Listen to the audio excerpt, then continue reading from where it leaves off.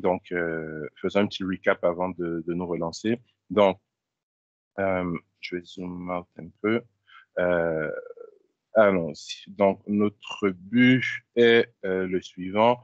On a une application dans laquelle on a vu comment le faire la semaine dernière, utiliser un objet de type web client pour effectuer une requête de type get vers un serveur qui contiendrait, par exemple, une ressource avec des informations relatives à plusieurs étudiants.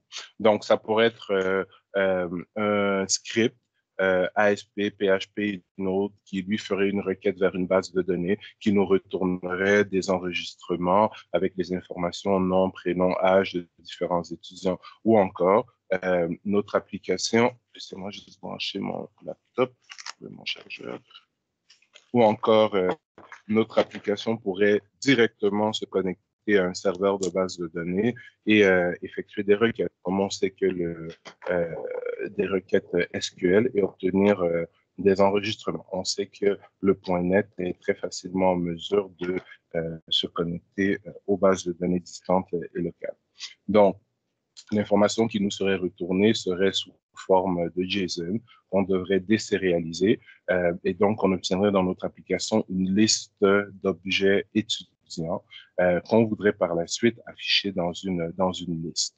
Donc, pour y arriver, ce qu'on a fait tout à l'heure avant la pause, c'est que nous avons créé la classe student, donc avec des propriétés automatiques âge, nom et prénom. Ensuite, dans notre nouvelle classe, dans notre nouvelle page, si on veut, nous avons déclaré une liste de students et nous l'avons, excusez-moi, nous l'avons initialisé avec 3 étudiants par défaut. Je répète que ces étudiants devraient normalement, si je voulais faire l'exemple complet, faire le lien entre ce qu'on fait aujourd'hui et ce qui a été fait non pas la semaine dernière, mais la semaine précédente. Donc, ces étudiants devraient provenir du tableau JSON qu'on récupère du serveur distant. Donc, maintenant que j'ai cette information dans mon application, j'aimerais l'afficher dans un list view.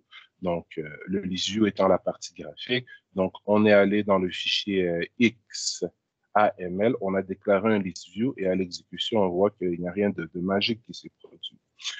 Ce list view, si on veut le contrôler à travers le code, ben, il lui faut un identifiant unique. Donc, on sait que c'est x2.name qui nous permet en Android de donner un identifiant unique à nos objets, à nos vues, à nos balises XML. Donc, je vais appeler ça, disons, ma liste, tout simplement. Et à l'intérieur de cette liste, donc là, il y a une syntaxe qu'il faut tout simplement mémoriser pour déclarer les éléments à l'intérieur de la liste. Donc, c'est list item template suivi de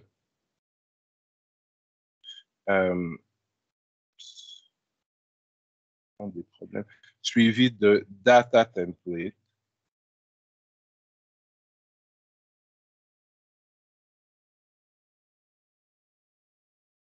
et suivi de view cell.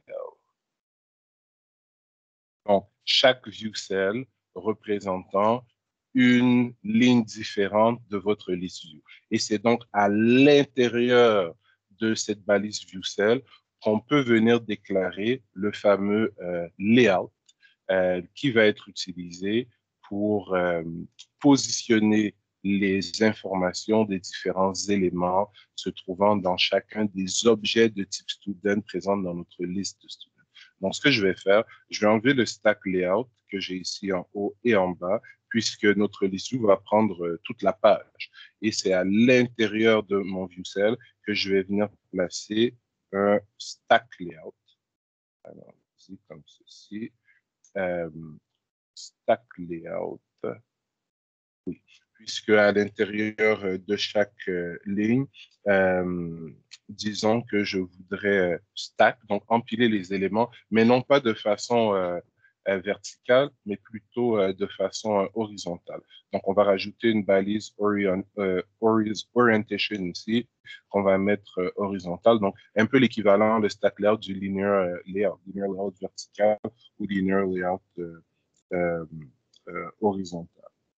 Donc, et à l'intérieur, ben, on va placer, disons, deux labels. Un label pouvant contenir le nom, l'autre label pouvant contenir le prénom. On pourrait rajouter l'âge aussi si ça nous fait plaisir, mais je pense qu'on a compris le concept ici.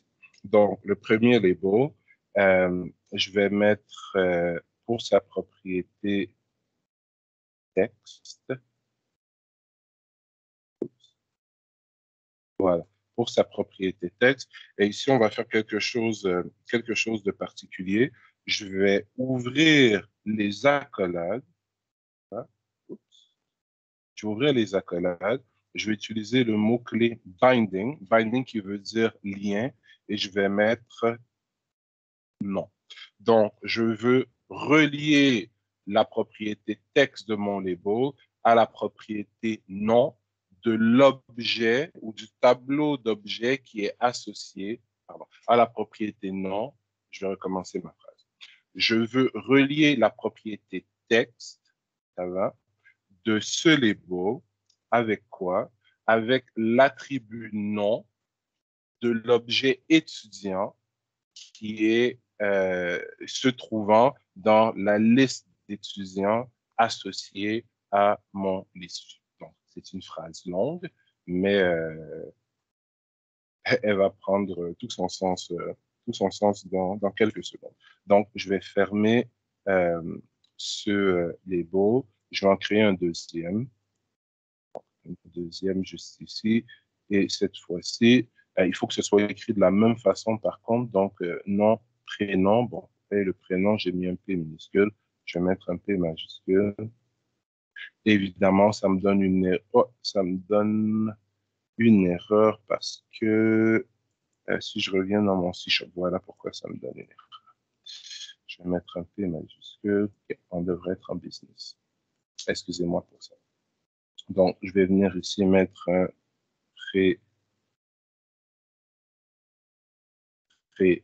non. Okay. Maintenant, on n'a pas terminé. Ben, comment est-ce que notre liste va faire pour savoir que le nom qui est ici et le prénom qui sont là proviennent des objets qui se trouvent ici à l'intérieur de cette liste? Mais c'est parce qu'il faut associer notre list view avec la liste. Donc, notre list view, comme on l'a vu tout à l'heure, je lui ai donné un nom ici. Donc, un x2.name égale ma liste. Donc, ce que je vais faire, c'est que dans mon fichier C#, je vais venir faire this point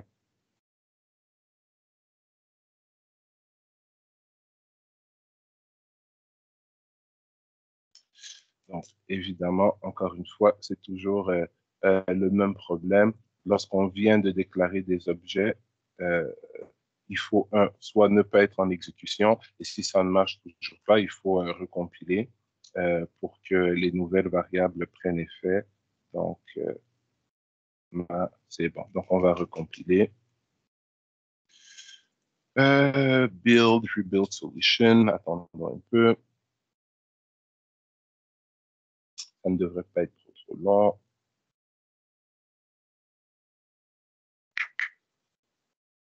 Donc, vous voyez que le concept est quand même similaire, mais puisqu'on est dans un traducteur, il y a certaines étapes qui sautent. On n'a pas eu besoin, par exemple, d'hériter de la classe ArrayAdapter. On n'a pas eu besoin d'override une méthode en particulier. Pourquoi? Parce que notre traducteur qui examine va faire tout ça automatiquement pour nous. Donc, tout ce qu'on a eu besoin de faire, c'est de créer notre classe student, de déclarer un list view, de déclarer le layout qui permettait d'afficher ou de positionner les éléments contenus dans notre list view, de bind, donc d'associer les propriétés des objets qui nous intéressent à chacun des composants dans notre layout. Là, tout ce qui reste, c'est faire le lien entre notre source de données, qui est notre liste de students, et le list view lui-même. Donc, ce que je me prépare à faire dans quelques secondes, la compilation est terminée. Donc, this.myList, voilà, elle est maintenant disponible. Point item source. Donc, si on lit un peu ce qui est écrit, get or set the source of item to template and display. Donc, c'est une propriété qui nous permet de connaître, donc de récupérer ou de modifier la liste d'items devant être affichée dans notre liste.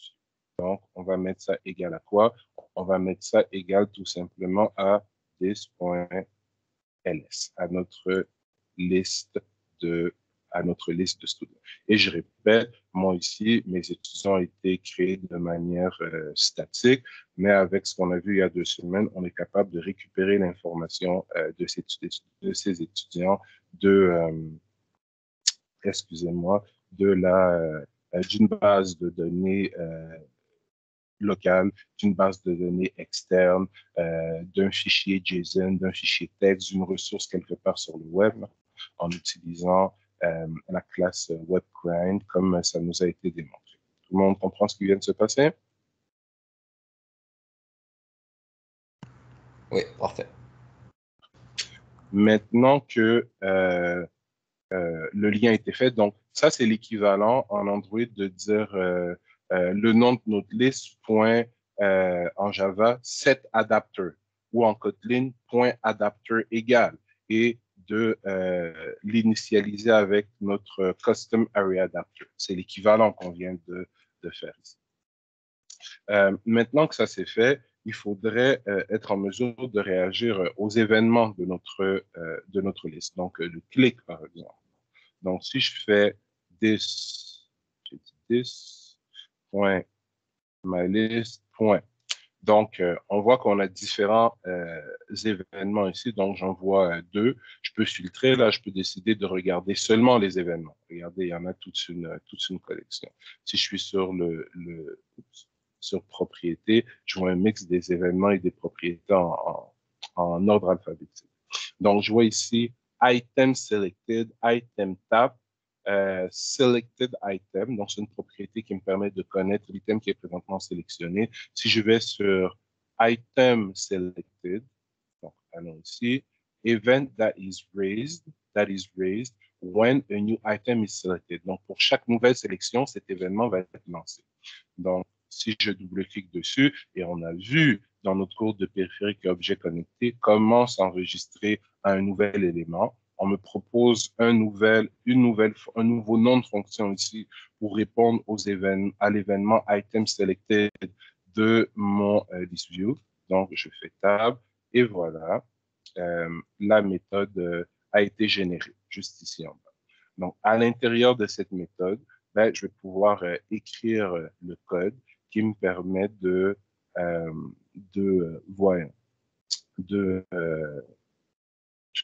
qui me permet de réagir euh, à